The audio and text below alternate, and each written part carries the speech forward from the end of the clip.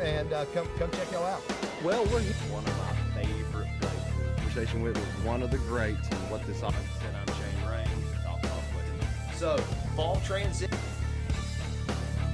ticket. Hopefully, this goes on a replica out of that 20. Welcome to your live coverage.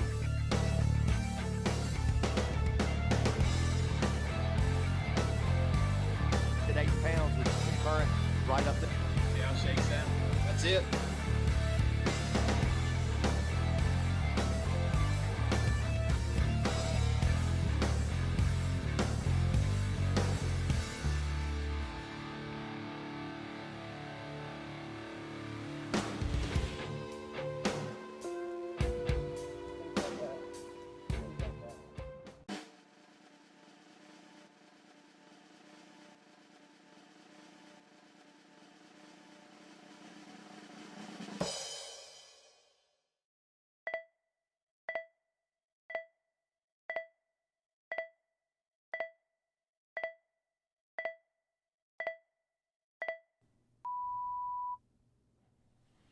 What is going on, everybody? Welcome back to another episode of Dog Talk West Virginia. I am your host, Shane Raines, and of course, we cover everything bass fishing in and around West Virginia. Thank you all for tuning in tonight.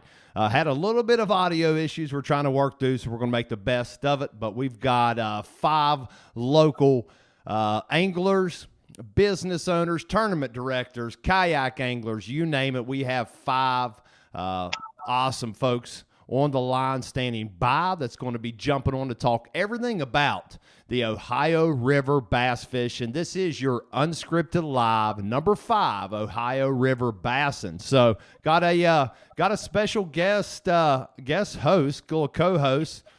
There you go, Mr. Brad West will be coming on, and we're going to go ahead and bring in Brad right now. What's going on, buddy? Hey, man, what's going on, Shane? Not a lot, man. Not a lot. Thank you so much for your time and joining in with us today. How's the weekend going? I'm good. Thank you for the chance. Well, yeah, man. I know we're having a little bit of audio woes, but we're going to do our best to get through it. Man, everyone knows you relay a lot of the information from the Ohio River, along with a lot of other folks, but you relay a lot of that info to us. You know pretty much all these guys that's coming on today. In your experience and opinion, you know how many years of experience is with all of you combined, roughly, and you're talking many, many, many years. That has to play a valuable resource, in my opinion, hearing it straight from the angler's mouth of what's really going on out there.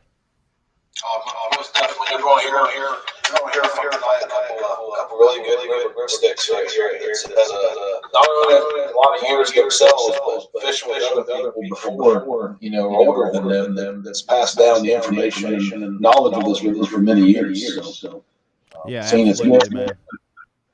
Seen the good and the bad. Oh, absolutely. And to see it many, many, many years over and over, that's the only true way to really, really know and see. If you go out there 4 or 5 times a year and say, man, this fishery sucks, well, obviously you know as well as I do, you got to spend a little bit more time on the water to really be able to say, how bad or how good a fishery is, for that matter. Yep, most definitely. Well, we're not going to drag this out too awful long before we jump into bringing everybody else on. We just want to remind a few folks. One, hopefully you've had a great weekend, but want to remind all of you about the giveaway. So let me let's pull this up real quick. All right. Just a quick little reminder. We've got the 2,000 page like giveaway. And, of course, you see a lot of these awesome prizes that are going to be given out. From our great friends over at, of course, Ridge Runner Rods, got a killer rod. And thanks for everyone that's actually reached out to Dwight. I've heard of several anglers, 10, 15 total rods being ordered. Thanks for supporting him. He does a lot for me, does a lot for bass fishing, does a lot for tournament anglers and just anglers alike. So he builds anything from salt rods, saltwater rods, fly fishing rods, bass rods, you name it. So big shout out to Dwight for sure. But, of course, Jason Turner, JT Custom Jigs, everyone knows Jason Turner, got some awesome products going out. Of course, Elevation Sports, Bass Nation in West Virginia, and the Great Outdoors Marine. Those are all folks that have just stepped up to, throw in a little extra giveaway. But, so, let's bring Brad back in. Man, before we get going too deep in this, man, how's the river fishing that you've heard here lately? Give us a quick rundown on the river right now. Here lately, man, just about like anywhere else across the region. The summer, the water temps definitely in the mid 80s, a lot of places, and lack of rain, no current. So river's pretty clean for the river, actually, in most places. I know we had some rain over the weekend up here, so that might change some things. But yeah, I mean, tournaments are taking 4, 5, 6 pounds. A good bag right now is in the 8-pound range, so pretty tough. Oh yeah, absolutely, man. Crazy tough fish, and as we know, I mean, we're all kind of in the same boat right now with how tough it's actually. All of our fisheries are fishing right now, so definitely, I think we all can relate with that for sure, man. I tell you what, let me couple little buttons here. Let's get everybody kind of joined in here, and we'll bring in the rest of the crew, introduce everybody, and we'll get to this big group discussion. All right. So, like I said, this discussion tonight is all about the Ohio River. If you follow along on any social media, a lot of the Facebook groups, Facebook chat areas, whether it be tournament trails or what have you, you can follow any of those, and any time in the summer you start seeing folks really talk about conservation, what's going on with our bass fishing, what's going on with our waters. Of course, we know things are tough, but to hear it firsthand from a lot of these anglers, there is a trend that seems to be happening. So we're just going to kind of get everybody's take on that. So let's go ahead and bring everybody in. I know I just got Brad still up here, so I'm going to punch everybody in here, and we'll be ready to rock. All right. Welcome to your live unscripted number 5 Ohio River Bassin, and this is your throwing Brad in there too. This is 6 anglers that spent many years on the water, and that's being kind. That's being kind and honoring you all. No way calling you all old, by the way. But man, let's introduce everybody one by one. First and foremost, we've got John Thompson. Johnny, introduce yourself. Give us a little rundown who you are, where you're from, what you do in and around the river, and how long you've been fishing it. Hey, it's John Thompson. Hey, I've been fishing the Ohio River for 39 years. I'm mainly a largemouth fisherman, as most know. Right now, we're struggling. We're struggling bad. But other than that, we're hanging in there and trying to do the best we can. Well, that's it, man. It's summertime. We know how tough it gets. And, of course, for the ones that do not know, John and Sean, they run the Ohio River Challenge, the tour. So got, 3 tournaments down so far, and got 2 more to go, correct? That is correct. And then the Ohio River Challenge. And then, of course, yeah, the big tournament, the Ohio River Challenge. And next up, we've got Brad Burga coming off of a win, and one of the few teams, him and Pops, that could catch a limit for one. Welcome to the show, brother. We're glad to have you, man. Introduce yourself to everybody. First of all, thanks for having me, Shane. My name's Brad Berge. I've been fishing the river for probably, I'd say 32 years, and I've caught my personal best out of the river when I was 10 years old. It weighed 7.2, but that's few and far between now if you ever see one. But yeah, like you said, I'll echo what you said. We had a win this past weekend. It felt good. We finally got off the struggle bus, and it felt pretty good. Yeah, man. Yeah, definitely. With seeing everybody, knowing how tough it's going to be, when everyone else is struggling, and you find a way to put some fish in the boat, especially a solid bag like you all did. Definitely, man. Congrats to you all for sure. Definitely glad to have you on. Next up, we've got Ryan Radcliffe. Ryan, this would be his second time on the show after their big win of the first ever Doc Talk West Virginia Open. Thanks for joining us, brother. Oh, Sorry, I was on mute. You're fine. Appreciate you having me on, Shane. I'm Ryan Radcliffe. I've been fishing. I was born and raised in Parkersburg, been fishing the Ohio River since I was a little kid. I'm 29 now, so probably around 20 years or so. I didn't really get into competitive bass fishing until my early college years. But I spent a lot of time on the water with my dad. We weren't really in tournaments or anything. We'd go out and fishing with worms and minnows, and ever since I can remember, it's always been tough. And I actually remember my dad. He worked with John Thompson down at DuPont, and I remember him. He told me, "Oh, there's a guy at work that fishes all the time, bass fishes, does really well down there." And I was always trying to get my dad to try and pry info out of him and trying to get some secrets so I could. I never could. I was young and didn't know what I was doing. I was watching it on TV, and I was like, man, this is way harder than what it looks on TV.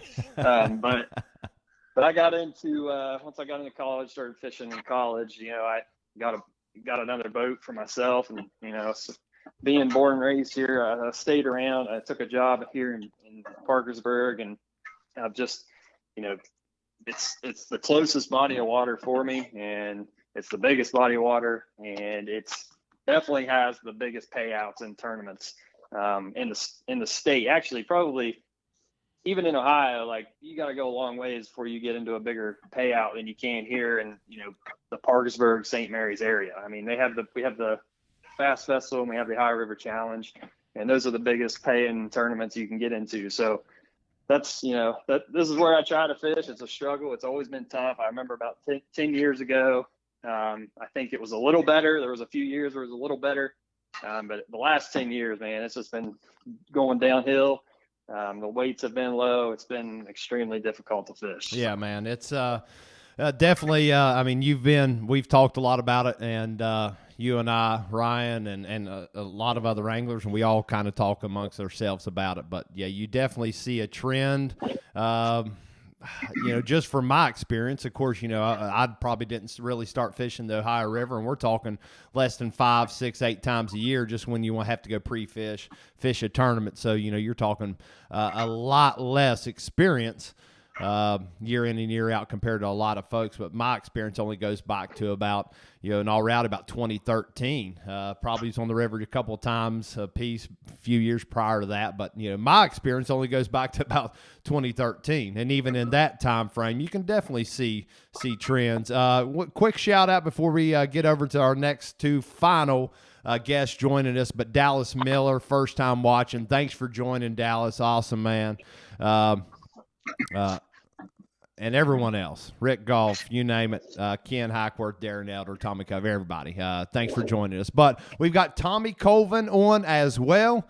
Tommy, thanks for joining us, man. I know you are definitely, we've talked several times about definitely needing to get discussion going all about conservation, what's really happening on the river. So I appreciate your time, man. Yeah, thanks, Shane. Thanks for having me. It's Tommy Colvin. Shane was saying, I appreciate you having me on the phone, on the call. Yeah, been fishing the river probably. My dad got me started when I was fishing. He started with a tracker, and we'd back up in the creeks and the backwaters. He's a largemouth guy. I'm more of a smallmouth guy. Ryan and I always have a joke. We live and die by them, and more times than not, we die by them. So Dad was always a largemouth guy, but I've been fishing. I'm 38. I've been fishing the river since I was probably about 9 or 10.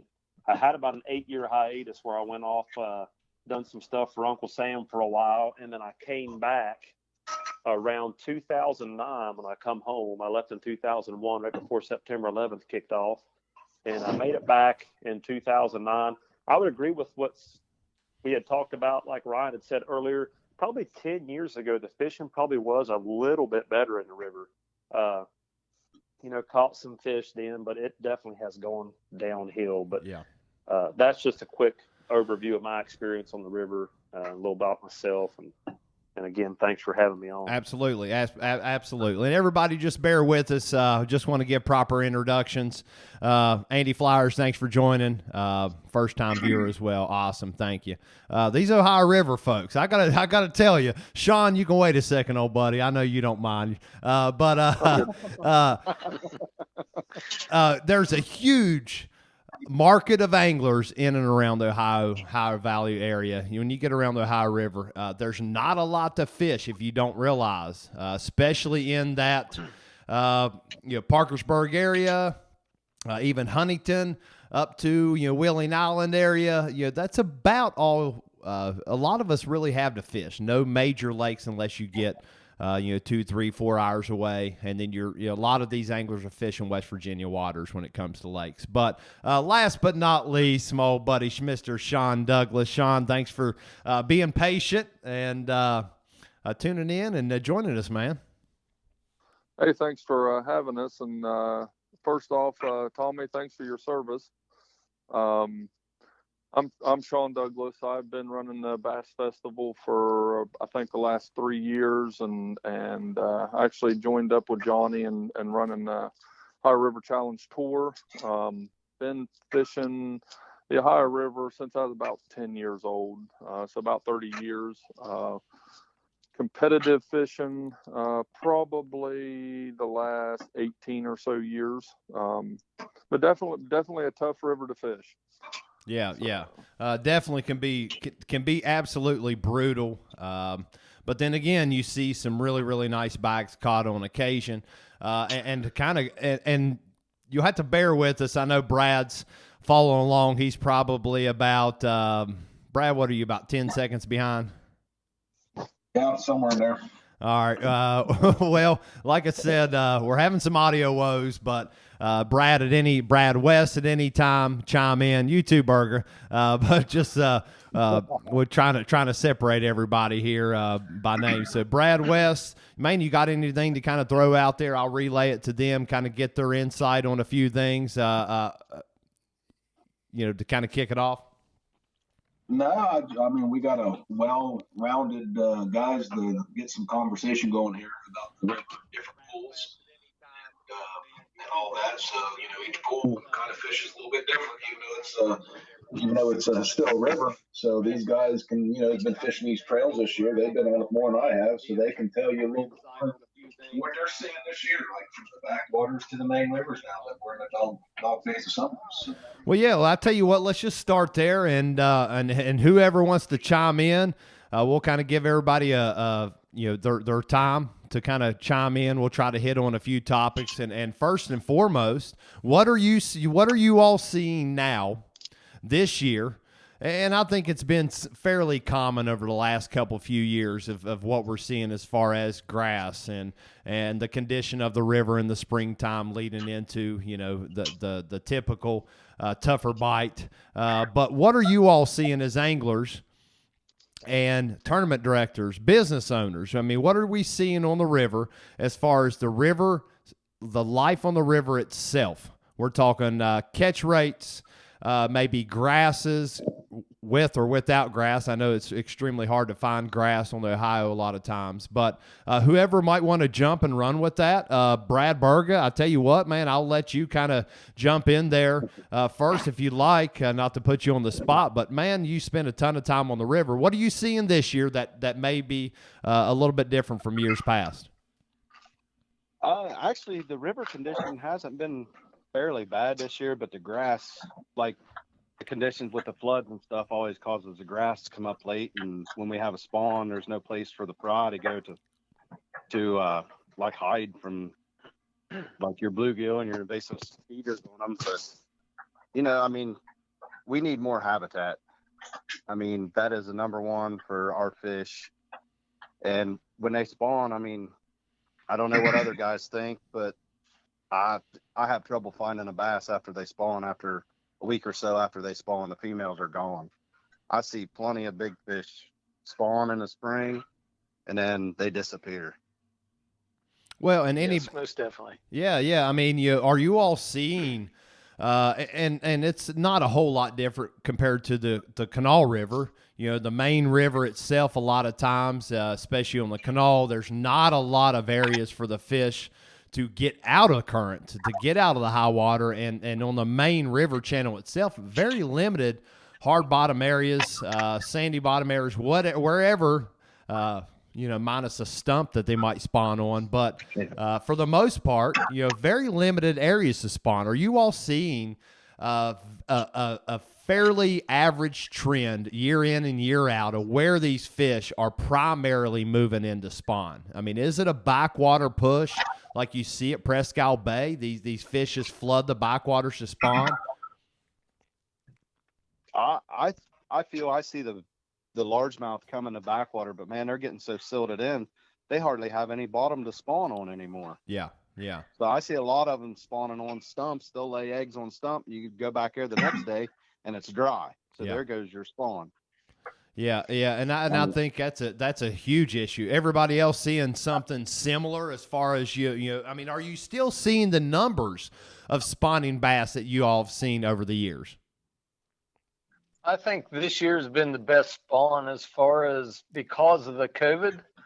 The guys wasn't taking the fish, and there was more fish left alone. So I think the spawn was a little bit better, but still, like Brad says, we have no habitat whatsoever. And like the Belpre Pool where I fish, Ravenswood, St. Mary's, and Powhatan, and Galplis, they all have weeds. Belpre just does not have any weeds. I mean, we're just nothing. Wow. Yeah, man. I mean, and that makes it tough. You know, and that's a, you know, and what are you all? Obviously, we all know that it is you gotta a bass got to have somewhere to spawn. You know, bass populations in their for itself, and everyone's got their own opinion on bass population. Every fishery is obviously different. And for me personally, I'm a firm believer that a lot of our fish are still here. They just don't grow fast enough. You know, the big fish have just got so accustomed to chasing the same lure, chasing the same bait. And the bait that I know we have here locally is extremely small for the most part. You know, the growing season should be a lot longer than what it is. It just doesn't happen from what I've seen personally. I'll ask you this, Tommy. Bring you in. I know the other guys mentioned, you know, a part of the problem is, you know, cover. You know, there's nothing out there. Everything's just silted in. Are you seeing those similar things? You know, what have you thought about it? What about an idea of how does the DNR even address potentially cover, or maybe they need to take a different avenue to try to make up for the lack of cover, if that makes any sense? Yes, sir. Yeah, I'll agree with Brad and Johnny on that. Guys know I'm not a big spawn guy. I'm not a tough stick during the spawn. It's not my specialty. But I will agree that the backwaters being silted in and lack of spawning habitat is definitely a problem and has been for a while. There's some ideas that guys have had over the years on how to address those problems with the backwaters. None of it's really an easy fix, but let's face it, a lot of things in life worth having is not easy, and that's okay.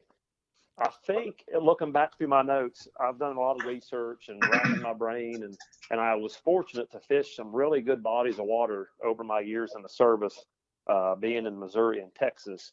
And man, I miss those lakes. Definitely when I'm fishing the river, I miss them. But looking through my notes, the state of Kentucky, I would be interested in digging into their pockets a little bit and picking their brains down there with some of the biologists. Looking through my notes, the state of Kentucky done a study for a while where they were trying to increase the bass habitat by creating spawning boxes. Sounds something like you would hear for a catfish, but that's not the case. It was spawning boxes that they did for their bass along the Ohio River. They concentrated those boxes back in the backwaters. And basically, anglers like us tried to get together and figure out ways to create that habitat for those fish. Now, of course, there's a lot of avenues you got to go through when you start getting into that kind of stuff, creating that kind of stuff. There's a lot of stuff you have to do with the state and getting approvals and different things like that. But I would be interested they have seen an increase. Their bass fishing along that stretch in the pools along the Kentucky area for the Ohio River has seen an increase in their fishing activity and what their tournament results have shown. I would be more interested in trying to talk to, maybe reach out to some of the people in that state and see what directions that they've went in to try to improve that area. I think that would be interesting to find out a little bit more about that from what I can just read up on the internet. But I would agree with Johnny and Brad wholeheartedly. There's some ideas that I've thought of that you could try to help with that. But again, that's a lot of talk down the road for that. Well, yeah, I mean, and as anglers, Ryan, you and I have talked a lot about this on and off, since last time having you on, but anglers in general, and all of you can kind of chime in, a yes, a no, a maybe, a heck no, whatever. But, what's and we got anglers, and there is this weird generational gap a little bit, and it's okay. Obviously, you have a lot of the folks that's been doing this for 25, 30, 35 years. Then you have, us guys in that, 25 to 35 range. And then, of course, we have our youth just coming up, and that's a whole different generation that I don't understand fully, obviously. But what's the overall picture? What's the overall opinion of anglers when it comes to conservation efforts? I mean, Ryan, do you feel like a lot of anglers are raring to go? I know we're all of us like to talk it, but when the push comes to shove, and I know there was a huge movement on the Ohio River, and someone else can always chime in as well, but it takes an army. Is there an army available to get it done?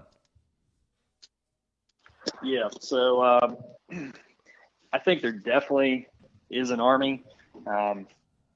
If you look, even with the river fishing, as tough as it is, and I think John can attest to this, and there's still good turnouts for tournaments. I mean, healthy turnouts anyway. I think it could be way better. I think if the fishing was better, it'd be like, it'd be crazy, because I think there's a ton of people into bass fishing in this area. I know several guys who don't fish tournaments around here just because it's so bad. They'll go other places. They got a boat, or they'll take big trips out of state and go other places, and that's a shame that happens, because these cities, St. Mary's, Belpre, Parkersburg, all the way up and down the river, Ravenswood, all these, there's a big economic impact that these cities see, or maybe they don't see it, but it definitely happens. When you get these anglers coming in, especially on these big 2-day tournaments, or these bigger tournaments where guys are coming from out of town, and they get a hotel, and they go get gas, and they go get food, and they get snacks and ice and all this. They're putting a ton of money into these areas on the weekends, and it could be even more. It could be way more. They could, and I think that's one thing. If the cities could see that and embrace that, and maybe they get on board with trying to make it better, or trying to, there's several things we could do to attack this problem. And like you said, I think there's an army out there, and I think there's different ways in getting that population to engage with trying to improve the habitat, trying to improve the fishery. That we can't rely on the DNR to do everything and to try and fix all our problems. I mean, yeah, we need their help, we need their support.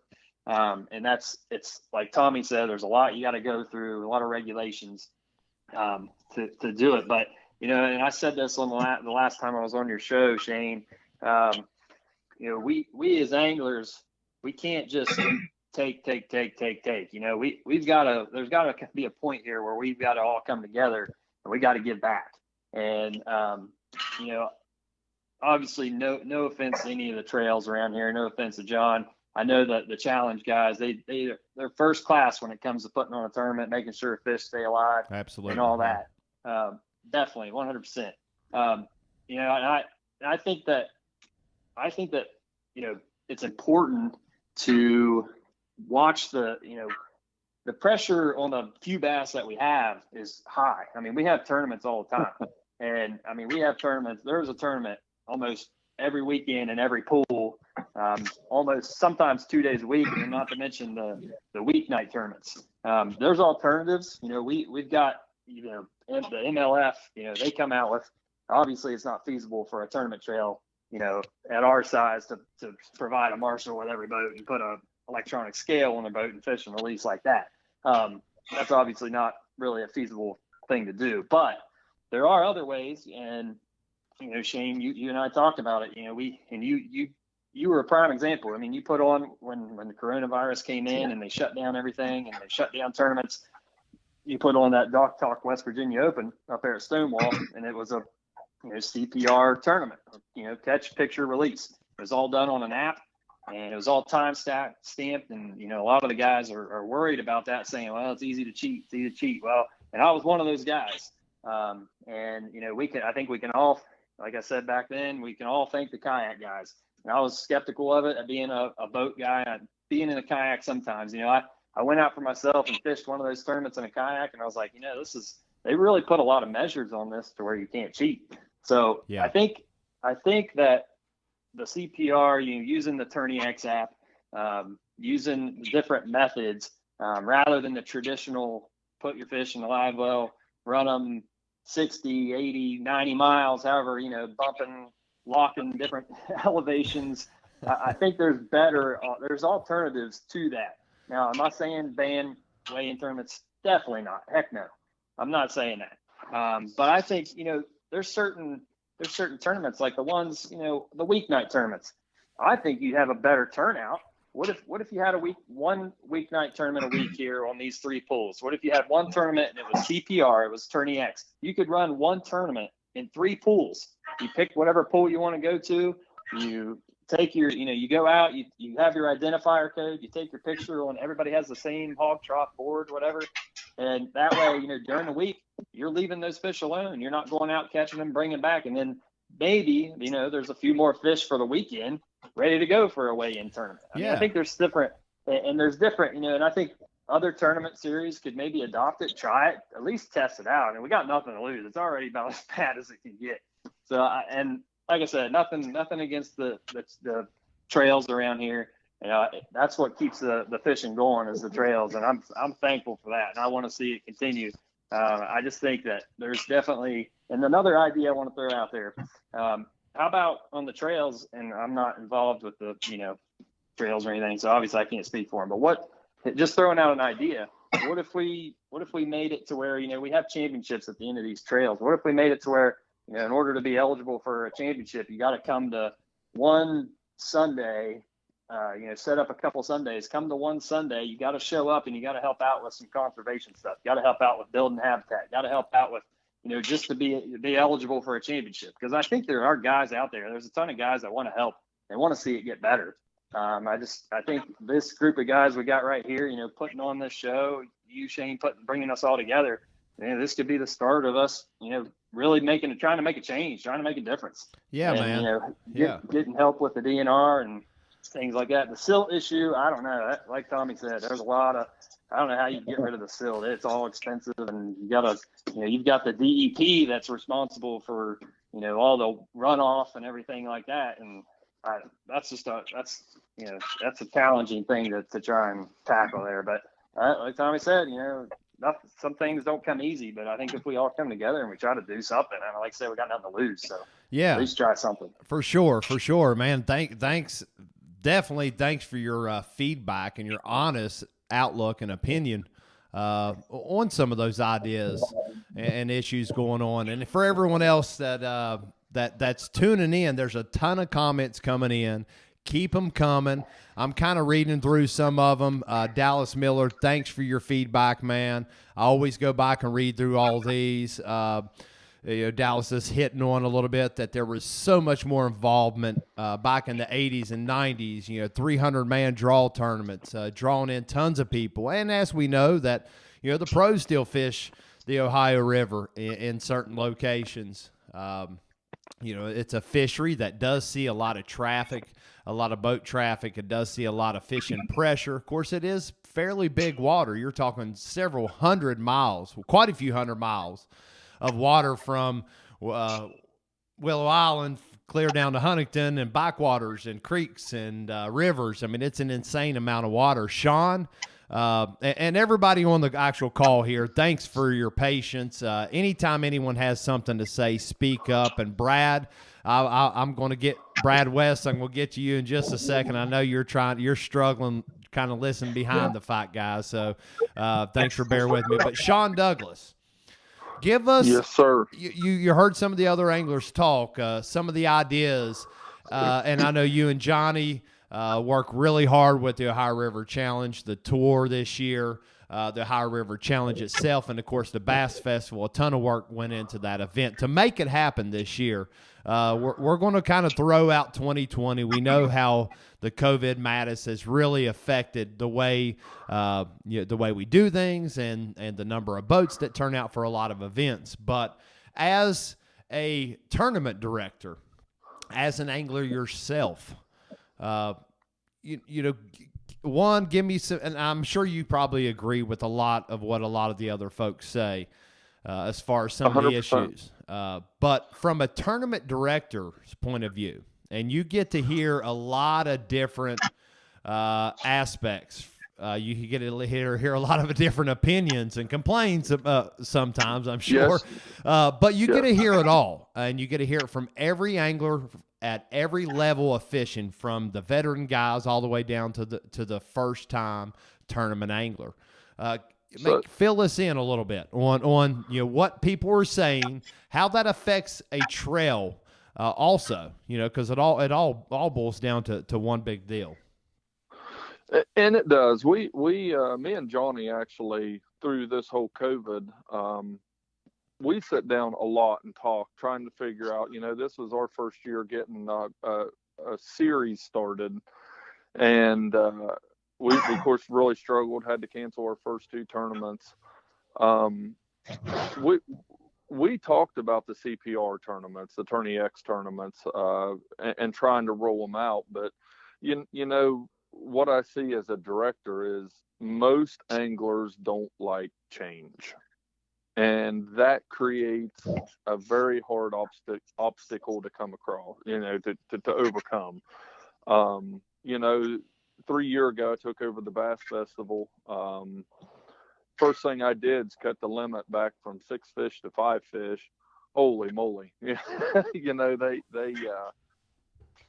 was a whole lot of anglers that didn't like that. And, me and Johnny's talked about doing a 3 fish limit on our trail. Just to help.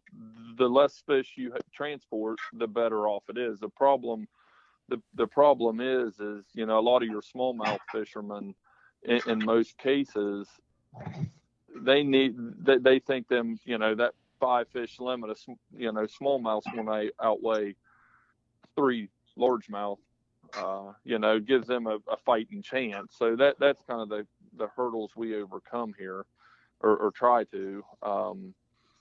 But yeah, I would love to try a CPR tournament, but I don't know. I don't know if it'll work or not. Our guys, they like that bragging rights. They like to hold that big bag of fish up and get their picture taken with them and release them. So I don't really know what the answer as a director is. I've talked to several other directors, tournament directors, in the state of West Virginia, just bouncing stuff off. And I think everybody's kind of in that same boat. They don't know what to do, to help the fisheries as far as tournament angling, Well, and I think what happens is, and Brad West, I'm coming to you, and you can kind of get on your mind. Brad's came to me. We kind of were chit-chatting. We always bouncing ideas and just different things off each other after watching a video or a conversation or whatever the case is. And Brad, I want you to fill me in on here in just a minute with the idea that you kind of ran past me, and you mentioned a few times about all of us coming together. But Sean, for sure, man. I mean, it's from a tournament director. I mean, I'm sure people are so it's hard to change for one, but then It again, is. you know, you want to be able to fish a weigh-in tournament. You want to be able to take care of your fish. We're so, it seems that with 900 plus tournaments in the state, every year permitted, that's permitted tournaments, 900 plus. Our waters take a beating, and we all want to be able to get out there and fish with our local club, our local chapter, our local trail organization at some point. And yeah, when it's spread out over all that water, at some point though, we have to know that, man, we're kind of beating on our fish. And you know, then you start 100%. seeing people step back from the tournament scene. Man, the fishing's getting tougher. Not saying that just the pressure is causing that, but that is a factor. That is a factor. It is, and the pressure does affect it, and it was kind of the Bass Festival. I think it was the second tournament put on in the river this year because of COVID, and our numbers was up. I mean, there was a lot of fish caught in the Bass Festival. Nothing, not a huge bags, but our numbers was definitely up, and I think that's just, I think it's directly related that to not moving fish. It wasn't no tournaments to mount anything on the river, and I think it helped it a bunch this spring. And it carried through into late summer before the heat really hit and affected the fishing. All right, and absolutely, 100% agree. And everybody, like I said, thanks for kind of being patient. John, Brad, Ryan, Tommy, everybody just kind of kicking back and taking all this in. Thanks for giving everybody plenty of time. I'm going to throw out, if any of you missed the episode I did kind of about bass stocking, what the DNR has raised in their warm water hatcheries and actually stocked in our waters. It's all on the annual DNR report. You can find it on wvdnr.gov. It's all there. If you missed that episode, I highly recommend you go back and find that. Just as a quick little tidbit, I think it goes back to the annual reports go back from 2008, 2009-ish, somewhere around there, I believe. I could be off by a couple years. There were multiple years where there were 80+ thousand fingerling bass stocked in the Ohio River. There were multiple years where smallmouth fingerlings were stocked in the Ohio River. Maybe a few years where there were some advanced fingerlings stocked, but going back, 2014, 2015 was about the wrap up. Don't quote me on that. I'd have to go back and verify some numbers. But 2014, 2015 is when we saw those stockings stop. Yes, they've replaced some liners in the warm water hatchery facilities. A lot of those things were being repaired, I believe, up through the 2017 season. But fast forward to now, if you all can think back to the 2014, 2015, because I remember it then, I remember seeing giant bags of smallmouth. It was taking 15, 16 pounds a lot of times to win a tournament in 2015, 2016, in those good bite times, obviously. But from any of you, and I'm sure that a lot of you have seen some of the maybe impacts of not stocking since 2014, 2015. You were talking about a 6-7 year span now at this point of no bass stocking. The money is always an issue. Largemouth, I think someone commented, and keep the comments coming in. Dustin Dennis, thanks. Absolutely, water levels are changing. Barge movements. That is the priority on these rivers. The locks are there for a reason. Keeps the traffic moving on the river. There's a ton of goods, millions and millions of dollars that run these rivers, so we understand that, but it definitely plays a huge role in hurting the spawn, the fluctuations, like Brad and everybody else was saying. I mean, the stumps are out down in the water, they're spawning one day, they come back and they're plumb out of the water and there's nothing there. That's hard on. But Brad West, yes, sir. And I know everybody on the call won't be able to hear him. I'll kind of relay what he's kind of throwing at us. But Brad, go ahead, man. Nothing, man. There's been some great points brought up tonight from all angles here. The the main source for this river is obviously for barge traffic, but this bass fishing, they ain't too worried about it. And I'd like to try to all of us come together somehow and get some attention to this and see these bigger tournaments and trails, the amount of money that we do bring into it, gas, the food, and just on that side of it to get some attention, and that will help us out in return. And maybe they'll be like, for the economy wise, hey, what can we do for these anglers in this river system to draw even bigger tournaments? And we all know where that'll lead it. But and I don't know, we kicked around ideas, Shane, many times on the phone, like, maybe we can all have a fun tournament. It's not about the payout so much as, and I guess that's not maybe it'll be like, what can we do for these anglers to raise money to help go towards some of the stocking somehow? I know there's been mention of bass things and other things. It don't have to go all towards stocking. Go to the habitat. You can find tournaments like what's going on. And when it stops, because our habitat's not there for these, when they spawn and what fingerlings we do get to hide, and all the other predator fish and whatnot, and the high water, just washes it out. So I think there's a lot of things to look at here besides just stalking. Yeah. I mean, I 100% agree with you. There's definitely a lot of different aspects of it all. We're seeing some people comment 3 fish limit. We're seeing some people comment about obviously dredging out the mouths of some of these creeks and trying to get some flow, and I don't know what some of the answers are when it comes to that. Someone commented, wanting a bigger bass stocked. I do know that it is extremely expensive to stock adult bass from the 1 to 2 pound range. You're talking easily $5 to $10 a pop for one bass. Now that is obviously, I know buying them from a hatchery. If our hatchery could maybe raise them a little bit further along from a fingerling, an advanced fingerling, I mean, maybe a little bit further along than that, to try to eliminate some of the fry getting eaten. As we know, 80+% of all bass fry doesn't survive. And you all throw me your thoughts. In your opinion, I've always felt like, dragging a female off the bed is especially a big female, is a risk. We all know that nothing better than being able to bed fish a big fish. It's always nice being able to turn them loose immediately. Of course, in a weigh-in tournament, it's just how it works. We haul them back. Live wells have come so far compared to what they used to have been. Oxygenators, phenomenal recirc pumps and aerator pumps that just work flawlessly, but there's always that risk. But what's your all's thought?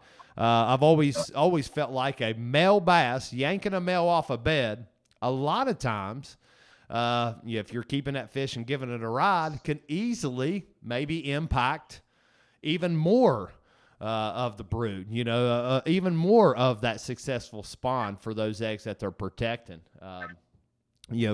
Guys, give me some feedback as far as bass stockings, and handling fish around the spawn. I mean, what are some ideas you all might have to where we can try to? Someone mentioned a bass season. I mean, it's up to June 14th. They do that up north. I mean, what y'all think, Johnny, Brad Berga? Give me some insight. Well, I go to Gunnersville a lot when I fish down there. Probably, I don't know, 5 to 10 times a year. There is no more pressure on any river system, which I know it's Gunnersville Lake, but it's Tennessee River. And they have more pressure than probably any lake river system I've ever seen. But what they have the habitat. They have the weeds. If you go down there right now, any of their backwaters is nothing but weeds. I mean, they got to bring mowers in to mow them so you can get a path through them. And these fish have somewhere to go, have somewhere to hide. All the fingerlings, and they can get in there and they can grow. We have nothing like that. Our backwaters are nothing but silt. And if we don't have the habitat, I mean, you know, they go for the spawn down there. They yank the big ones off, but they just keep on getting them. And it's because they have somewhere to hide these other fish. We just need the habitat. We have nothing. Yeah. Let's see. Someone do a comment out, Dustin Dennis, referencing back to the Bass Festival. And he was just talking, hey, man, you know, basically it's a tournament time.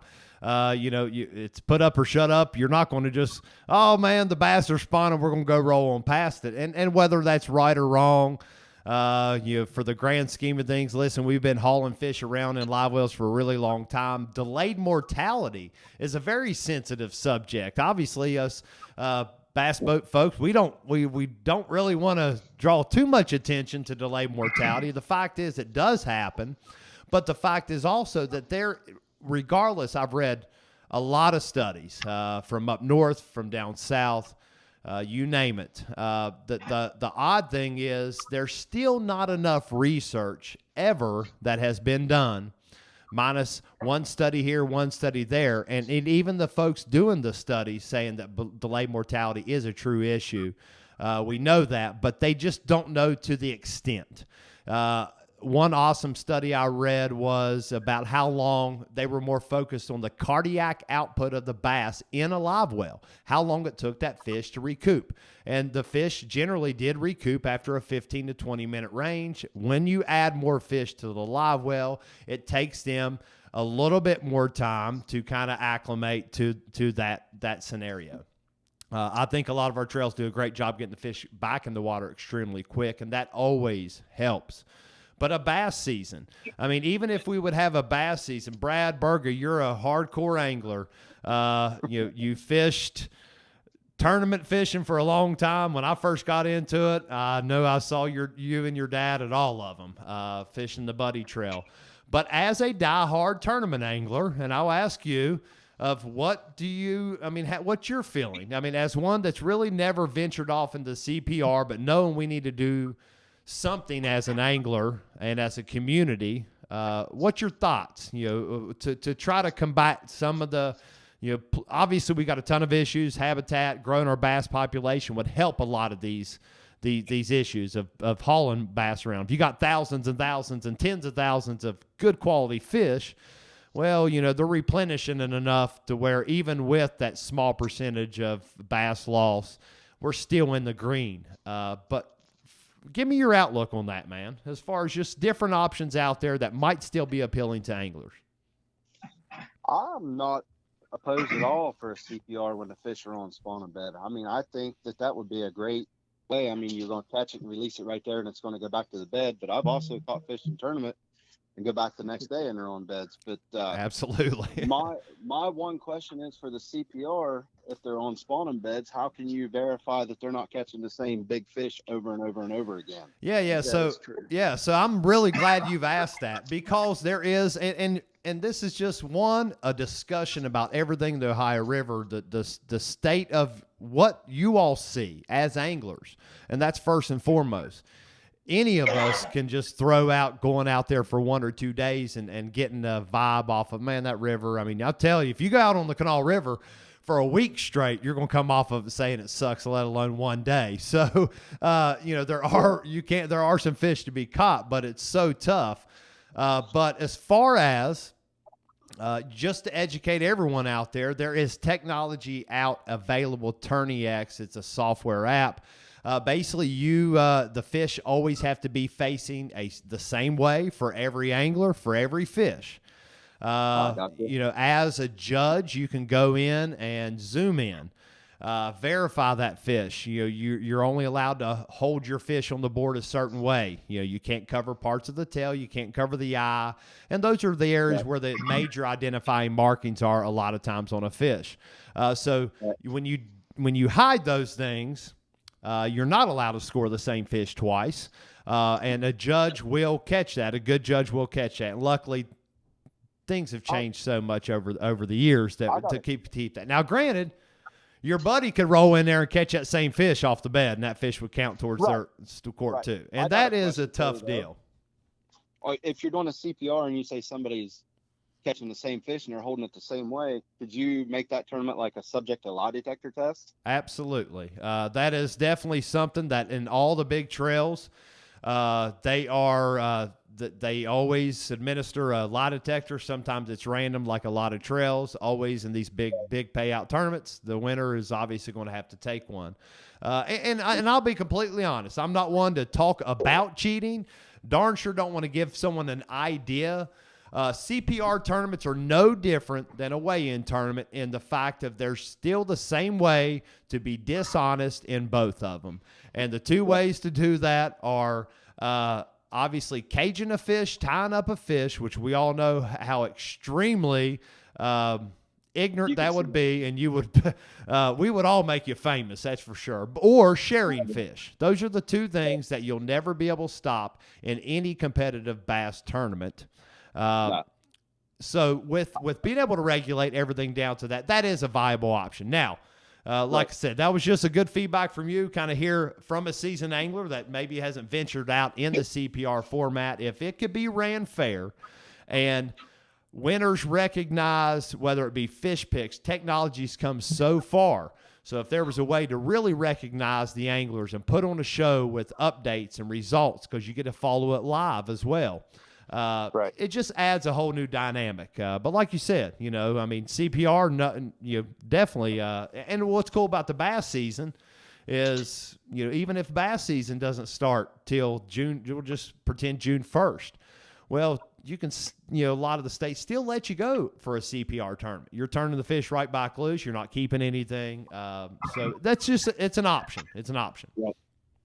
Can I throw something out there? Absolutely. I know 2016 and 17, Dad and I got lucky and won a bass festival back to back. The first year we come in with almost, I don't know, Sean and Johnny and Tommy and these guys can remember, but we come in with almost 17 pound of smallmouth and 5 fish the first day.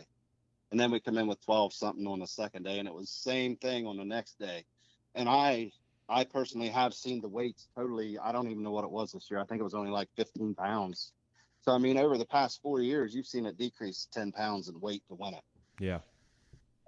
So, I mean, the fishing is slowly decreasing. Well, and something's happening. And the episode I did there a few episodes back about the bass stocking, and this isn't a personal attack. I appreciate everything the state does, the DNR, limited resources, limited people to do the work. But I haven't reached out, so this isn't a knock on them, but there was basically they give you the catch rates. You can look on the annual reports.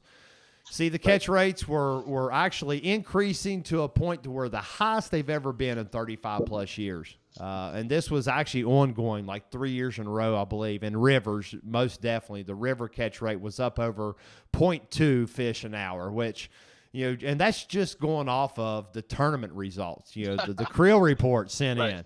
It sounds ridiculous, 0.2 fish an hour, but, when you add up all those hours, it was the highest that it had ever been for many, many years. And now we're starting to see those reports are no longer posted now that we have 850, 900 plus tournaments a year, but that they no longer share that information in the DNR annual report. I'm sure they have it somewhere. So it would be interesting to see. I want to see what the annual catch rates are now compared to 2016, 2017 when some of those big bags were being weighed. And just the fish in general seem to be a little bit better. Tommy? If we could get one of the DNR officers to come out and go fish a tournament day with us to see how much of a struggle it is. Oh, I mean, just be able to see it firsthand. Yeah, I mean, I think, and it's hard not to get frustrated. I appreciate all they do, and I know we all do. We're not the ones out there trying to make do with what we got, as far as everything they deal with, because they're protecting all species, obviously. But, there are definitely a lot of things that we sit back as bass anglers that want to know where do we fit in. That's the most bass, largemouth, spot, whatever, smallmouth, most targeted freshwater species in America by far. But back in 2010, 11, 12, 13, look what we had. We had zebra mussels. Now they've gotten rid of all the zebra mussels, so that has killed the smallmouth. everybody is targeting the largemouth more. So, back then you could bring in bags of both, but now they've got rid of the zebra mussels because they're getting caught up in the locks and they want them dead. That's why all these Lake Erie and all them, they do good with the smallmouth. Yep. The zebra mussels. Yeah. I mean, we can get into so many different aspects of where we need to go as a community of anglers to help grow what we have. Where do we go? Where's our? But for me, we got to figure out where our starting point is. The DNR has a pretty good idea, and I'll be completely honest. They, Mark Scott, once kind of going through the appropriate avenues and get everything approved. There's some interest to come on to address some of these questions we have, which is exciting, very exciting, to be able to just kind of get a little more insight from a biologist, fisheries biologist point of view of what we're up against, what's changed, and what do we need to do, or what can we do as anglers to help more than what we're already doing. So definitely, where do we start? The starting point, in my opinion, is a conversation. We got to get anglers on board. We got to get anglers on the same page. We're all going to have different opinions. That's always a compromise. So we need to come out in full force to definitely say, hey, we want something back now. And there's a ton of good folks that put in a ton of work with it. I mean, I'm not discrediting those folks at all. That's happened over the years. A lot of folks have mentioned that a lot of fish were stocked. There was some money set aside, I've heard, for the Ohio River to be able to stock bass. These are things that definitely we'll dive into and kind of get answers as things grow.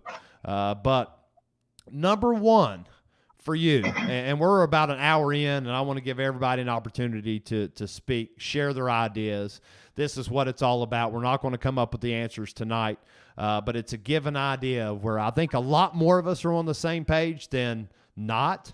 We all want to see what we have grow, especially for the youth. But Johnny, man, give us if you had to kind of give your last few words of where you would like to see fishing go, where you would like to see us as a community of anglers go from here to improve our fisheries, man, have at it.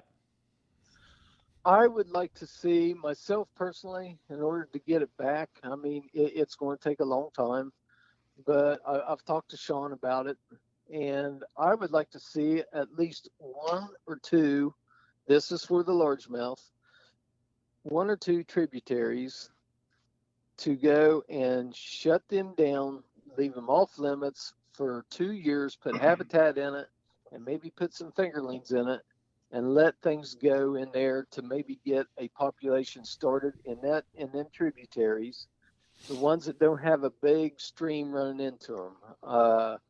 One I'll use just to say, I know this will blow a lot of guys' mind, but is Ski Cove, because everybody knows that always produces fish, and it's a great habitat.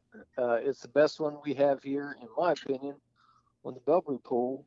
But to go and put some more habitat in there, and maybe another backwater, and keep them to off limits and outside the mouth for 100 yards each way, and just give them a chance for 2 years to let that populate, and maybe some in fish will do their thing, and then they can migrate out into the river and run into some other backwaters or whatever, and try something like that. It's just a suggestion. No, and I like that idea, and I did read where they were stocking largemouth in Middle Island Creek, and of course that's a lot of water that comes through there. But now where they were stocked back those years, I found that I can't tell you, but that makes sense. That process of go ahead and stock them in areas that we're pretty confident they should be able to find a lot more productive spawning grounds.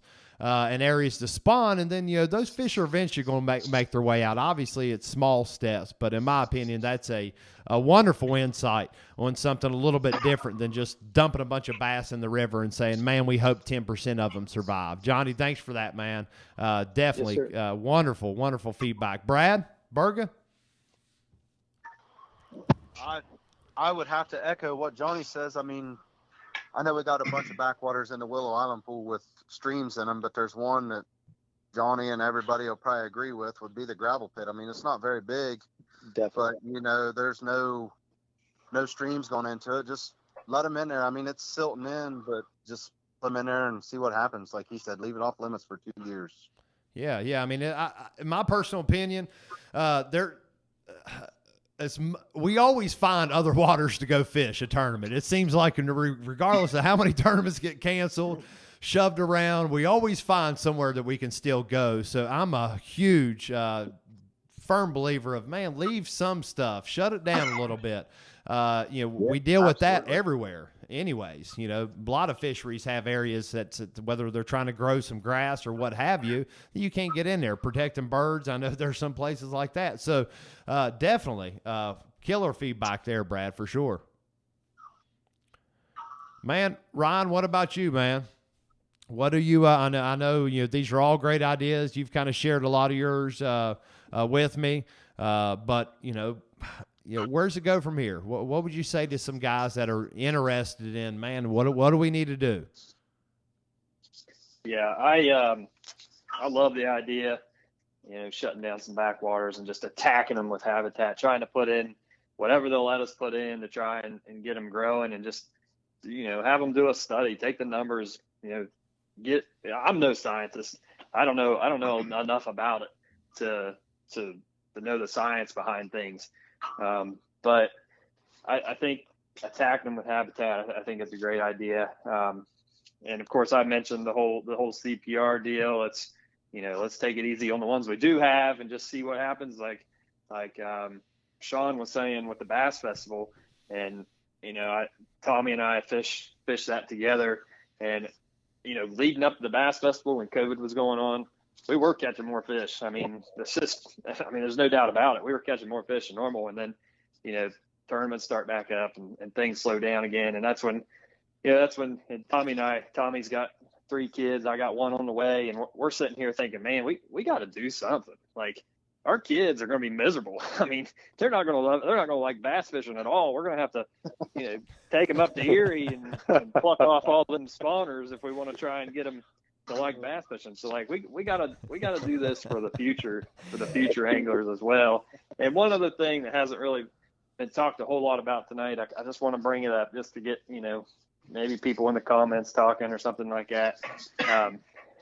Another thing is, and I don't know, it seems to me like this year, maybe more so, this seems like I've seen so many more gar, and I know gar have been around forever. I've seen gar and carp. I've seen so many of them this year. It's like crazy. Like I've rolled up on some islands and I've seen literally hundreds just like hanging out, like hundreds. Yeah. And I'd like to know what impact they have on bass, and I'd like to know what impact carp have. We all know carp's huge problem, like down south and the Mississippi and the Asian carp and all that. We don't really have a lot of that. I think there's been some spotted, but we have piles of common or grass. I don't even know what they're called, but there's piles of carp out there. And I know we have some bow fishing tournaments to try, and I know there's no limit on them and you can shoot them. I would like to know what kind of impact the carp have. Do they mess up beds? Do they go in and stir up silt and trash the eggs and all that? I would like to. Yeah, 100% agree. Yeah, and that's a great question. I mean, dude, you can go in any backwater spawn time, especially right now if you really want to see it. And, dude, you can't even troll through a shallow backwater without spooking thousands and thousands and thousands of carp. There's no doubt in my mind that they're eating up, obviously, anything on the bottom they can find. But that's something definitely will reach out, man. That's a question that it's a great question, deserve an answer too, and someone will chime in definitely. Tons of gar. Real quick, Johnny, put a toll booth up at Ski Cove and collect funds. That'll fund all the bass stocking you can want. I'm going to get hammered on that one if I do that. These guys are going to be mad at me for bringing it up anyway. Hey, but you know what? That is part of it. We all got ideas. We really see it's so hard to step back and just say, man, we're not going to fish a certain area when that's the best place to go. Tommy, fill me in, man. I was going to mention a little bit about Erie. When you get up north, their bass season obviously is protected. Somewhere like June, maybe late May, early June, bass season comes open. You can't even target bass in some areas. I know on the Susquehanna, if they catch you even with a bass lure, bass rod in your hand before bass season's up, they're going to hammer you. Their season's a lot shorter there compared to ours. That is a big reason why they're so protected with the bass season. I think we can benefit here as well. But Tommy, you always have some great ideas. I've read a lot of your stuff. Man, fill us in on your kind of final thoughts for this first discussion, and what's to come from here. Yeah, well, real quick, Ryan will tell you that I like to cut up and laugh a little bit and have a good time. But I want to throw something out real quick to Johnny, since he's offering. If he wants to set that toll booth up, I'll actually go out and buy myself one of his veterans hats. I'll sit out the mouth that thing like it's off your toll booth. I'll grab up and come through there. You know what? Depending on what they're fishing out of, brother, I'll charge them double. I'll charge them double toll. If you ain't fishing out of a bullet, you owe me 75 cents, brother. Call for it. I just lost all my business. You know that. I see them boys coming to that 10 rig. I'm going to cough up a buck. You better give me a George Washington, brother, if you want it. So anyway, on a serious note, I had to get that laughter out a little bit. Absolutely. On a serious note, a lot of good information. A lot of guys bringing up a lot of good stuff that I agree with. I'm just kind of taking some notes while people were talking and listening in. I think we all get better when we communicate better. I think that's a big thing. There's a lot of comments probably coming in that I haven't got to see and read yet. A lot of good information. I think what everybody was saying, I'm 100% on board with. I think looking back towards my military side, you have to write things down that you call control factors, things that you can control. One thing we can't control is water level, right? We can't control what the pools are doing up and down. That's a control factor that we can't control that. Is it good? And is it good feedback, good comment? And is it truthful? 100%. Absolutely. We can't control it. Bass seasons will be good.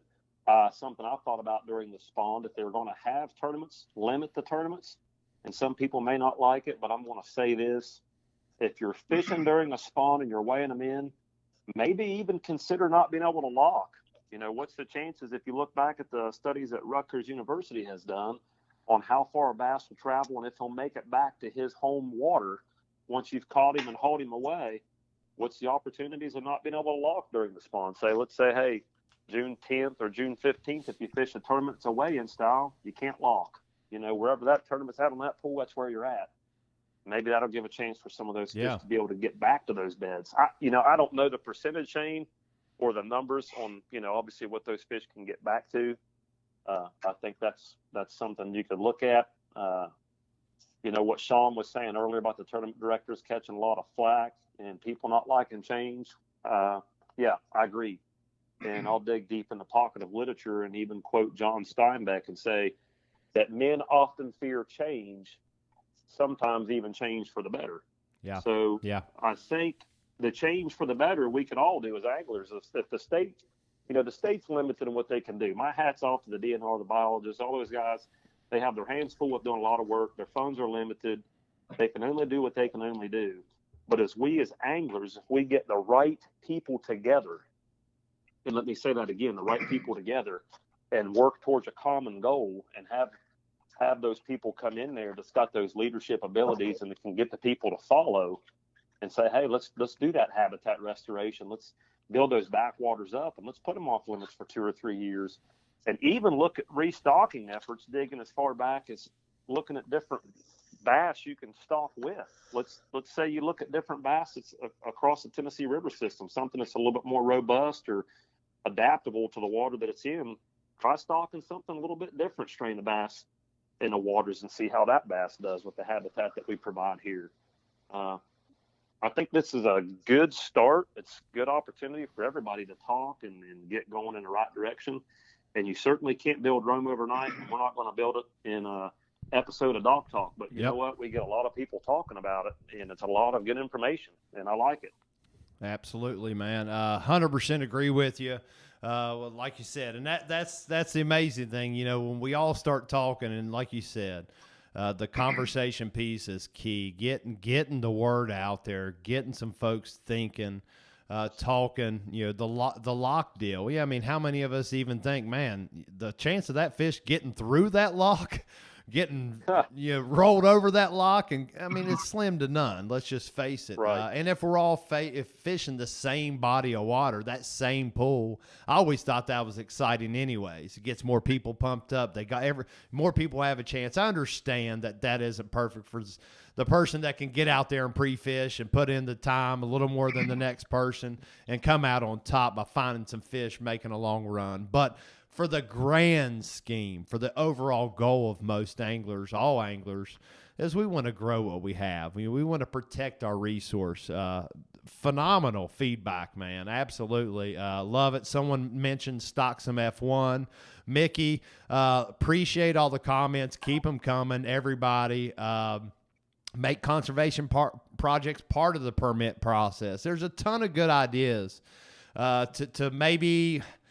And you don't want to eliminate any club or group of anglers being able to fish. This isn't pointing fingers or, trying to eliminate any certain group of anyone being able to fish a tournament. But I think we do have to know that there should be some restrictions on how well we're taking care of the fish, how long are these fish going to be in live wells and so forth. So wonderful feedback there. Tommy, thank you very much, brother. And Sean Douglas, I know I keep you waiting. And Brad West, probably more than anybody because he's having major audio issues.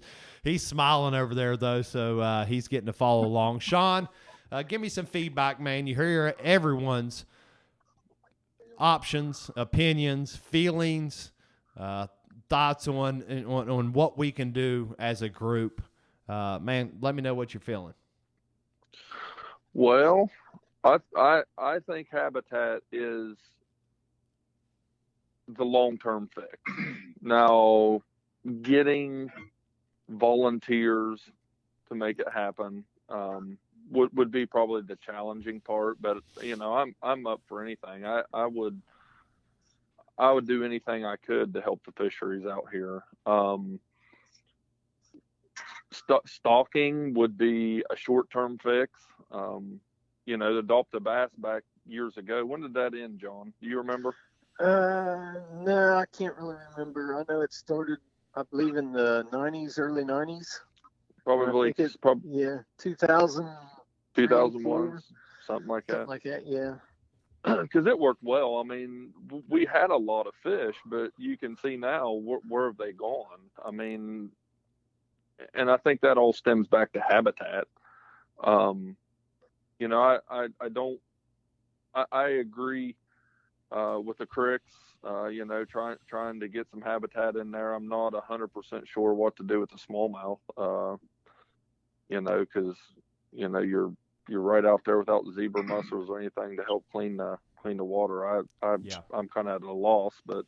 Well, and those smallmouth aren't pushing up in the creeks. They're not making those long journeys up typically. Now, I mean, what are they doing though? That is a good question. Where are these smallmouths going? Obviously they love the current, bring on the current, but spring floods, fish seem to be spawning later and later around our area. As we know, that can't be good for the population.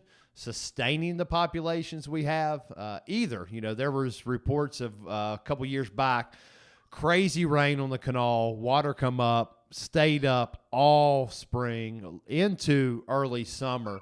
There were fish spawning in the backwaters in July. I mean, it was like late June, early July. Water was 80 degrees. It was unreal. But, it was those fish that weren't resident that were pulling in there finally to be stable enough to try to spawn. I mean, how many of those fish actually survived, I'll never know. But all of these opinions, topics, wonderful points brought up by this panel of phenomenal anglers and business owners that are affected by everything on the Ohio River. especially anglers, tournament directors that want to grow their trails, anglers, kayak, boat, tournament anglers that want to go out there and compete, be able to catch fish, and know that our youth and our future has an opportunity to catch these same fish that we're taking care of now. That's the overall goal. A lot of people are saying, man, this is a discussion that needs to happen. We're glad it's going. Like Tommy said it best, it's not going to change overnight. But I think it gives us all definitely a starting point to talk about it. Recommend you talking with your club. Have these open discussions with your club. Get ideas. Maybe we can have quarterly meetings for all of our anglers. It can be ran right here like this. It can be ran on a private group to where it's only us, so we can discuss these things. So let me know what you think about that. But guys, any last words? Any last words? Want to give you all an opportunity before I let you all go on the group call and me and Brad Wes finish up. Any last words? Just thank you for having us on, and I really like your show. All right, Johnny, I appreciate that, man, and man, always a pleasure getting to run into you out there. Best of luck with everything Ohio, with the challenge, the Ohio River Challenge, and the tour, the last 2 stops. So if you're interested in fishing one of the last 2 stops, reach out, look them up on Facebook, and of course, like I said, Ohio River Challenge, the tour. Brad Burgett. Just thank you, Shane, for having us on here, and hopefully this is the start for the future anglers. Like Tommy has 3 kids. I have 3 boys of my own that really love to fish, and maybe we can get this in the right direction going for their future. Absolutely, man. Appreciate your time coming on. Congratulations on another win.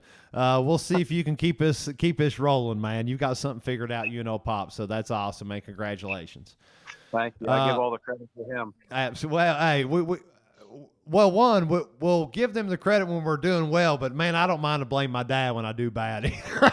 No, hey, that guy's retired, and let me tell you what, any 5 of these guys right here can vouch. He puts his time and effort in on the water. Yes, yeah. Me and Brad were talking about you all there not too long ago, and definitely the time on the water. And you can see where that gets you a lot of times. You got to spend time on the water to be successful. Find it, man. Congratulations, guys. Thanks for coming on. Ryan Radcliffe, man. Any last words, brother? Second time on.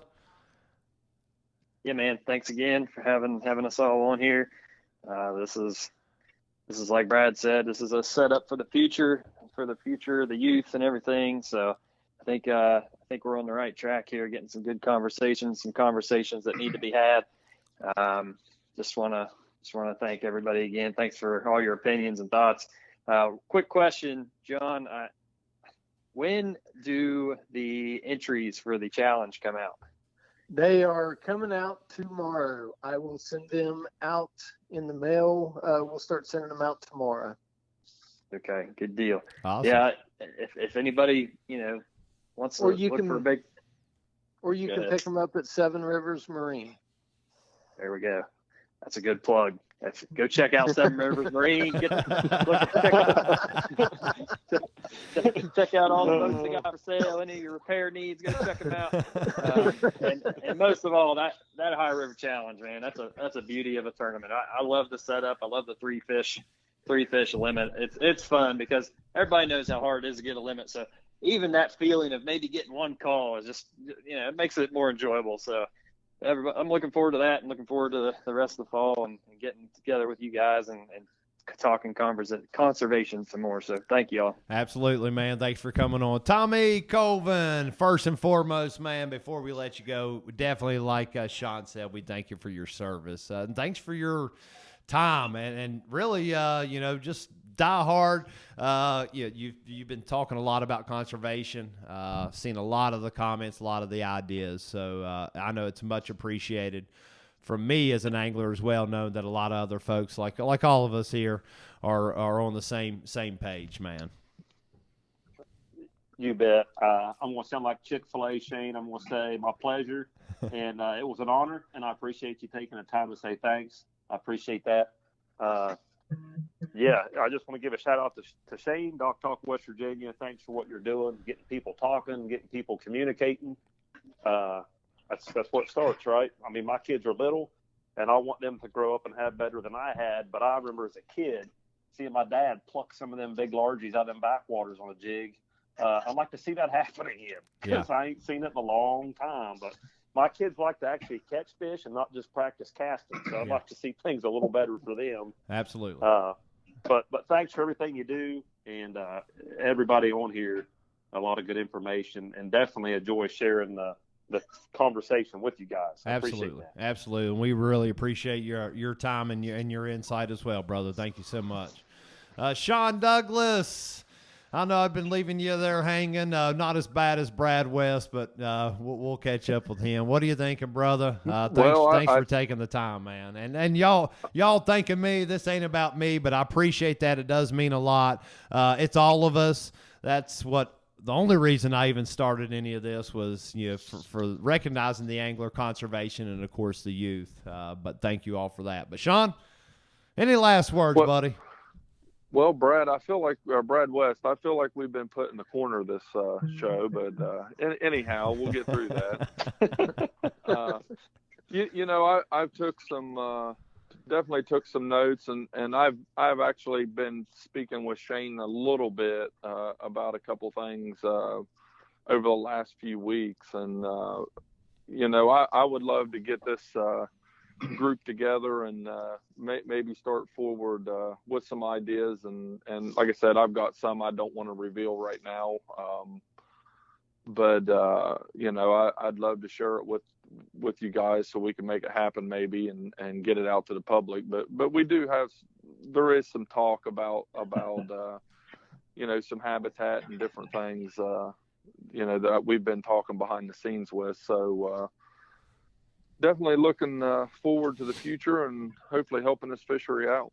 Absolutely. Well, guys, it's not all about catching fish. Sometimes you got to put your effort into fixing the fishery, so and just showing people that we're here, showing people we're listening, we're watching. One of the best references, first DNR commission meeting I ever went to was last year when I first started Dock Talk. Rolled in there, it was like 300-400 bear hunters from the Bear Hunter Association rolls in there, says no way you're going to allow guided bear hunts in the state.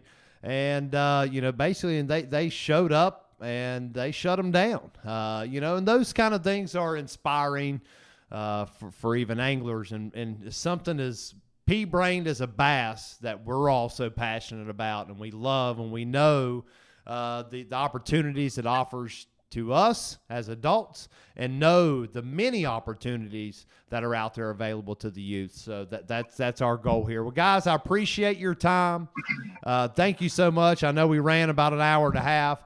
I hope you enjoyed it. You are all welcome back here anytime, and we'll definitely get one of these big panel discussions together soon.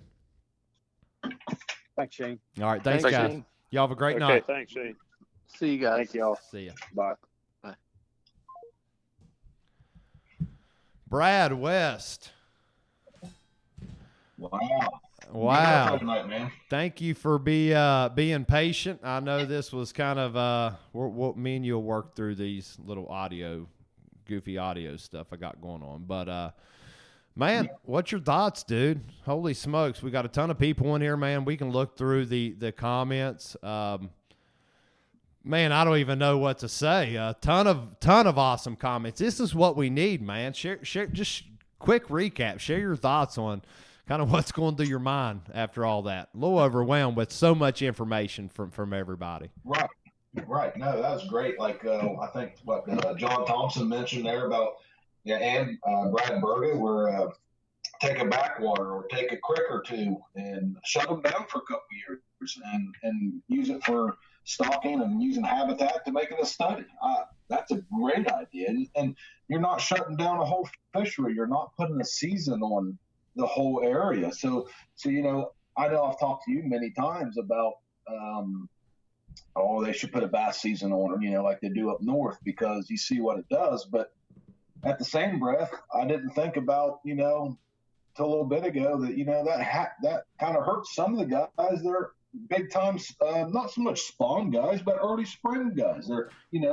That's their strength when it's a little bit when fish are moving up from the winter time and stuff. And there's elite series guys that make big money, and that's the only chances that they really have to cash that $100 check in the spring because they're not so great at the summertime, offshore fishing. So what's the answer? What's the answer that, that you can cover everything and make everybody happy? They're not going to. I know that.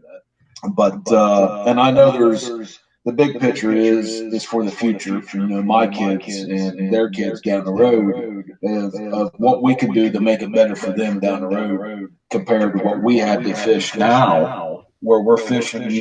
What's the average rigs out here? If you buy a new one, 60, 70 grand.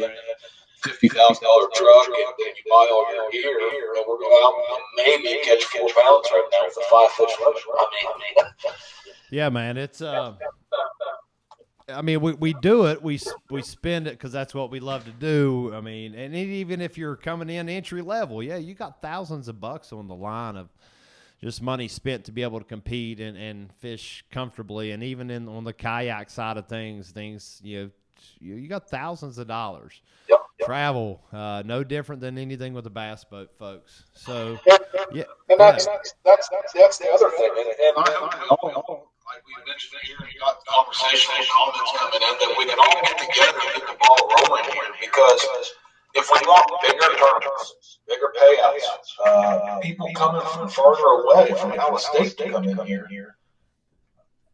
These are the only bodies of water that we can do it, are the rivers. We don't have lakes down here that are big enough to handle 150 boat tournaments. And we got all kind of hotels around the area that we can do this, and restaurants. These rivers that we have, the Ohio, the Mon, and is the only three that can handle 150 boat tournament. Yeah, man. You and I have talked a lot about that. We're just so limited. So how do you grow? You can't put 200 boats on Summersville, 200, and even on the Mon, you got a lot of distance that you can run. Luckily, the locks run extremely fast when they get them up and rolling. But you're right. Our rivers. And, here we are. We got tons of communities along the river. And that's one thing that I think after traveling, even – you go to Kentucky Lake. Kentucky Lake's obviously a lot different fishery. It's a lot bigger fishery, by not even in the same realm of size. But for example, there's nothing in some parts of the lake. I remember going to a lot of these small little ramps all over the lake, scattered all over. And man, there's communities are very far. Paris, Tennessee.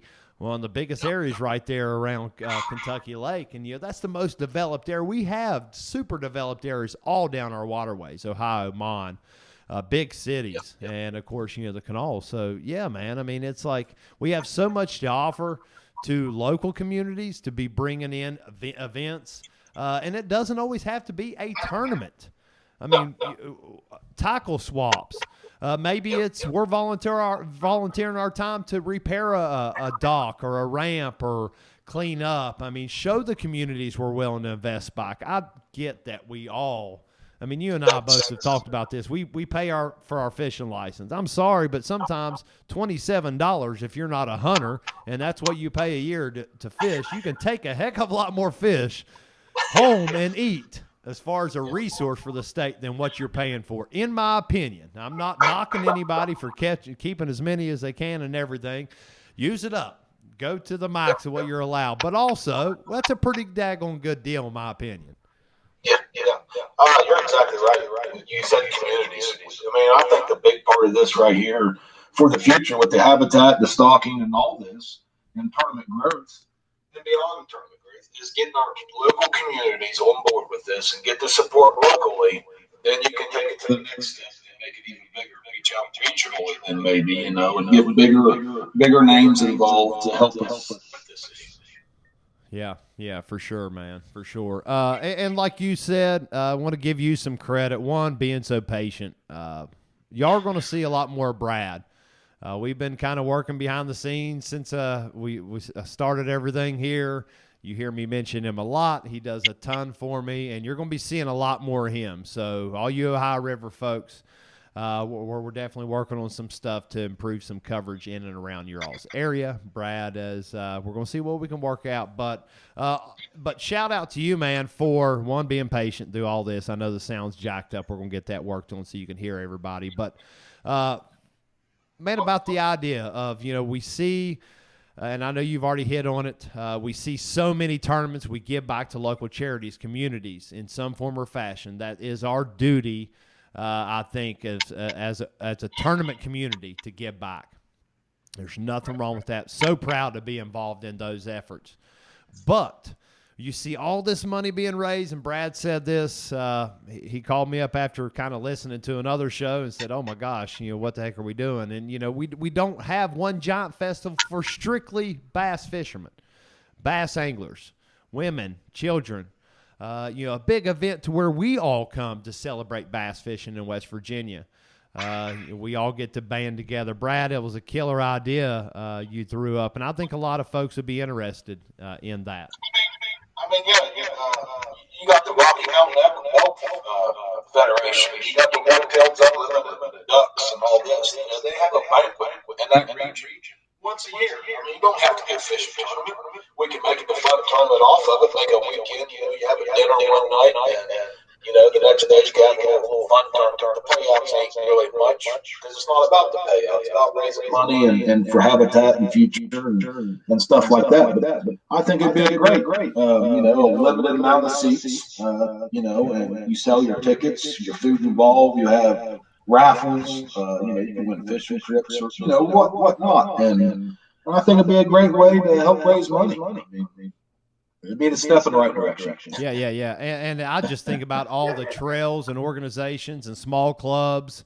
If we were to be able to form some type of event like that and put on a wonderful event for all of us to come together, everybody, we just have so many resources with each and every club, and they each bring something special to the table and offer something neat. So, and everyone's important in that. We all have a say in that as just conservationists, as license holders, as Americans, West Virginians, we want to see our fisheries grow. So love the idea. And if you all like that, reach out to us. Leave a comment that you like the idea of putting on a giant event to where we all can kind of benefit from that. But Brad, man, I appreciate your time. And real quick, I didn't get a chance to mention it during the show there because of the audio thing there. But there is some studies in the make for all three of our rivers. If you guys don't know about some of them, they are going to be doing some studies on the habitat and the spawning issues and the food, bait fish, all that. So. Yeah, they are. All that probably would be a lot further along than what it is. Studying our rivers. I think it's like a navigable river study, the DNR, and working with other folks. And there's a lot of folks involved to try to check water quality, habitat, populations, and so forth. It's like a 9-year project. So, they've got some work, and it's a long-term process. But this is a good opportunity. And 9 years is such a long time when you think about it. But it's also a very short time that we can still continue to do what we love in competitive fish for bass and whatever else species that you like, because it is a huge, this isn't a right to be able to tournament fish. We are blessed to be able to go out and fish for fun, for money, which, I mentioned before, per state code, that's actually illegal to, basically sell game fish or gamble for game fish. So we're blessed to have a DNR behind us that wants us to get out there and compete, share our waters with the future generation and the local communities to see what kind of things we can grow here. There's a lot of conversations to happen for sure. I appreciate your time coming on, Brad, for sure, man. Yep. Thank you, Shane, for having me on, and look forward to being a part of this. Watch everything grow, and anytime Douglas and Lee, you guys want to sit down and talk, I think that'd be a great idea. Let our ideas bounce off each one of us. Yeah, for sure, man. Well, man, listen, you go have a good evening. We'll let you go. Thanks for joining in, and we'll catch you next time. All right, man. See you. See you, buddy. All right. So there you go. there you have it. Huge, awesome discussion this evening. I hope you all enjoyed it. Of course, you can find all this and more right here on Doc Talk West Virginia. I am your host, Shane Raines. You can find all these videos. I'm about 3 videos behind, but I cross-post everything over to the YouTube channel. If you have a friend that's not on Facebook that you want them to be able to see everything that Doc Talk covers and offers, send them a link to the page. It's as simple as just copy and paste and send it over to them in a text so they can follow along. Also, of course, you can find everything right here on Facebook at Doc Talk WV. Don't forget about the giveaway. Of course, 2,000 like giveaway. If you have not liked the page, please like the page. Also, pinned at the top of the Facebook page, you will find this giveaway post. All you have to do is like Doc Talk West Virginia, and of course, comment "pick me" on that original contest post. Okay, pick me, original contest post. But we've ran extremely long. Thanks for all your patience, everyone tuning in. Sorry for, I know Brad's audio was cutting in and out just a little bit. All the new guests following along on the show tonight, all the new listeners, thank you all. Like I said, we cover all this and more. You can go back through. Got tons of angler interviews, live stream some weigh-ins, your conservation talks, tournament results, upcoming tournaments, fishing how-tos. A lot of these interviews turn into a lot of wonderful insight from our wonderful anglers we have in our area. So thank you all for tuning in, and won't drag it out any longer. Leave us a comment. Leave us a name. Let us know where you're watching from. But until next time, you know what I always say. We'll see you on the water.